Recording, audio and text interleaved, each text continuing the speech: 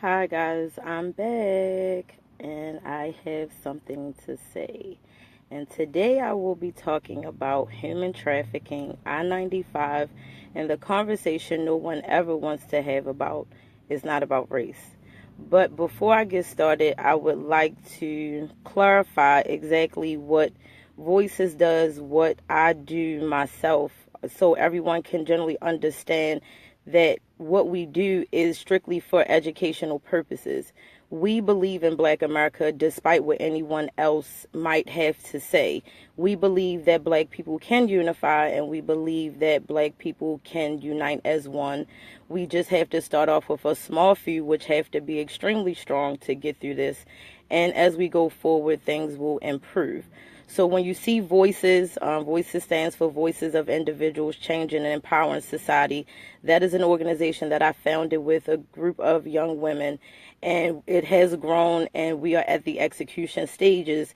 So it is the home of Black America. So people say that we can't have anything or we can't unify as one. Voices was created to be the home of Black America, and we do have allies. So we have people of other races and backgrounds who do understand the struggle, which ultimately creates a human rights movement, because it's a minority battle. It's not just a battle of Black people. So we create it as a home for Blacks generally because there isn't one. So if anyone joins, they understand that, and we move forward with that. So with that being said, today we're going to talk about human trafficking and I-95. So for most of you, I don't know if you know that I-95 is the hottest spot for human trafficking, and Baltimore has a human trafficking task force. So with that being said, we know there's a large number of children coming up missing. Even at my daughter's school on Rolling Road, somebody tried to take some kids there. I was outside late one night and I seen one of the trucks that were described taking the kids. So it's definitely real out here. So again, Voices has just decided to overcome what everybody said we can't do, and we just try to do it from an educational standpoint. We engage people and then we try to empower everyone. So this human trafficking battle is definitely one we are researching to try to identify ways we can help it, but it's real. And if you choose not to participate in it, I really don't know what to say, because it can impact anyone. It could be your child's school tomorrow that you get a phone call that a lot of kids were running home because they tried to snatch another group of children. If you notice that these children are of color, of different backgrounds, these are not white children. So again, when you say it's not about race, it's very much about race, because if this was Becky or Janie or Betty, Baltimore would be shut down. The Baltimore Human Task Force would be funded by the federal government and everybody and their mother, and nobody would ever hear about human trafficking again. So again, the only way to improve issues like this and make sure they go away is by working together. We cannot improve anything if we don't like each other. We sticking our nose up at each other. We judging each other every 5 seconds. It's stupid. It gets nothing done. And anyone who knows me, you know, if that's the type of environment you're in, I just remove myself. I have a lot of work to do. I'm on a journey. I don't have time. I don't have time to be talking about people. I don't have time to hear what you got to say about me. Write it down. Write a book. I don't care.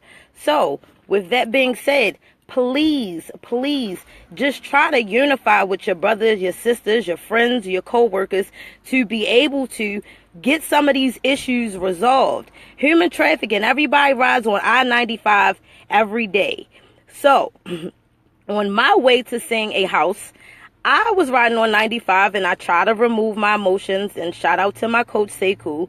So these videos are strictly educational and engagement and empowerment purposes. So when I'm riding down 95, I know that the Express 95 has always been there, but I never paid attention to where it starts and where it stops. So it starts back in White Marsh somewhere. It probably goes back further, and it goes all the way until about downtown. We pass 895 near Moravia. We pass we get right to downtown. You pass O'Donnell Street. You pass anything involving a minority community to get to downtown. And it's ironic to me because my grandmother and I, we talk about conversations about race. We talk about a lot of different things, and she educates me on how this has been a plan that's been in place for over 100 years. And I believe her, and very much so. But it's definitely different when you're outside and you're living it. And as Bootsy say, it's a 3D movie.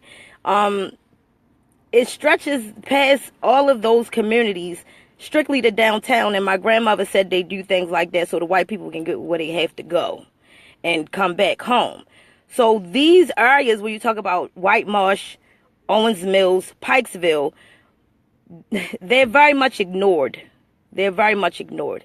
And I will always be the one to say the things, oh, Tiandra, you can't say those things, or you're not supposed to say those things. I don't know who said that.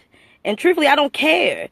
So again, I wasn't born a slave. I'm not dying a slave. I'm not being a part of anyone's plan to make people of color a slave, or the people who support people of color. I'm not doing any of that. So for the people who choose to join this fight, we're here. We're fighting it every day. We're broke. We're struggling. We're going through that too. But we're walking by faith. We're definitely not walking by sight, because the sight of this is a mess and it's tragic. So pay attention. Get involved. You can Google this stuff on your phone and just put your email address in and get newsletters and updates.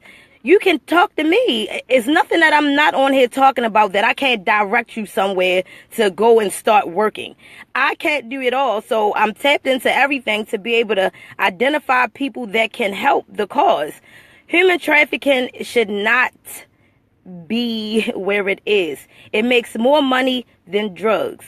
So for everyone that downs the drug dealers and all of this, please, everybody has a hustle. And the hottest hustle right now is people. And it should never, ever, ever, ever, ever happen.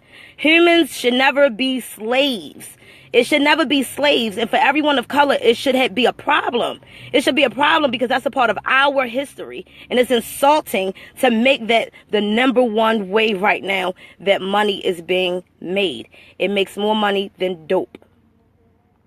For my 80s babies, we grew up in a heroin epidemic. It shouldn't make more money than dope. People who sell dope, they ain't even making no damn money right now. They in jail. And the people who trafficking people are going home to their families. We're going home struggling. And for everybody to say, well, what are we going to do? We got to go to work. Listen, you are working for the same people who are doing this. The jobs that you're doing, they could not do. If all of you decide to get up one day and leave, Mr. Man can only shut the building down because he can't answer telephones. He can't process paperwork. He don't know how to do none of that stuff. We are the ones that make the money. We make the system go round. We do that. So, redefine the financial structure of the system.